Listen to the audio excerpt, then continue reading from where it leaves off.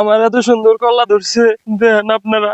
এই দুর্বৃত্তরা আমার বাপ দাদার রেশারেশির ক্ষেত্রে আমারে পঙ্গু করে দিছে একবারে। কিছু রাজনীতিবিদ প্রভাবশালী লোক তারা এরা ধামাচাপা দিয়া পক্ষ নিয়ে ধামাচাপা রাখছে। কি গাছ কি ক্ষতি করছিল তাদের। আমি খুব স্বপ্ন নিয়ে এই বাগানটা করেছিলাম, খুব ঘামের টাকা পরিশ্রম করে পোল্ট্রির ব্যবসা করে আমি কিছু টাকা উপার্জন করে এই ক্ষেত্রে করছিলাম, কিন্তু এই দুর্বৃত্তরা আমার বাপ দাদার রেশারেশির ক্ষেত্রে আমারে পঙ্গু করে দিছে একবারে। আমার এত সুন্দর কলা ধরছে, দেখেন আপনারা। আমি সঠিক একটা বিচার চাই, আমি দেশবাসীর কাছে বিচার চাই। আমার এই সময় এই কাজটা কি জন্য করলো, আমার কি এই গাছ কি ক্ষতি করছিল তাদের তাদের কি ক্ষতি করছিল। আমার যদি মেরে ফেলাই যেত আমি শুয়ে যাইতে পারতাম, কিন্তু আমার এই গাছ কাট আমি এটা ধুকে ধুকে মরতেছি। আপনারা দেখবেন আমার বিষয়টা সবাই। প্রশাসনের দৃষ্টি আকর্ষণ করছি, আপনারা সঠিক তদন্ত করে সঠিক বিচার করে যাবেন, এটাই আমি আশাবাদী। আমি বেকার মানুষ, এই পোল্ট্রি শিল্প বাড়িতেই এই পোল্ট্রি কয়টা করে মুরগি পালি আর এই যে ক্ষেত খোলাই আবাদ করি। এছাড়া আমার কোনো নাই, মানে চলার কোনো গোছ নাই।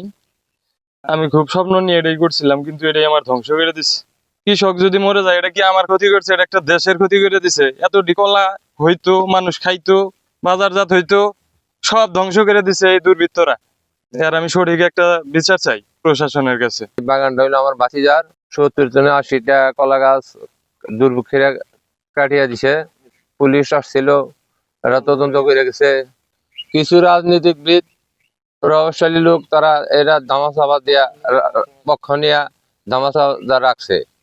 এটার সুষ্ঠু বিচার চাই। কারণ যে পরিমাণ ক্ষতি হয়েছে দেখলাম আমি নিজ চোখে, তাতে আসলে বিরাট একটা ক্ষতিকর কাজই করছে।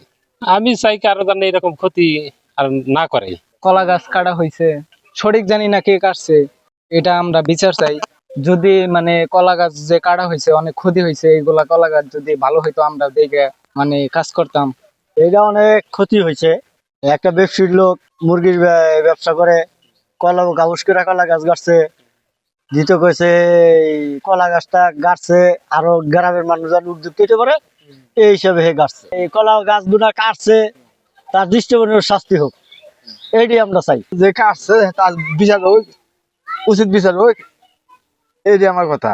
আমাদের এই তদন্ত কেন্দ্রে দিলে তারপর আমি সেটা একজন অফিসারকে সেটা তদন্তের জন্য নিয়োগ করেছি, এবং অফিসার সেখানে গিয়েছেন এবং তদন্তাধীন আছে এবং খোঁজ খবর নিচ্ছে এবং প্রক্রিয়াধীন আছে এবং তদন্ত চলমান।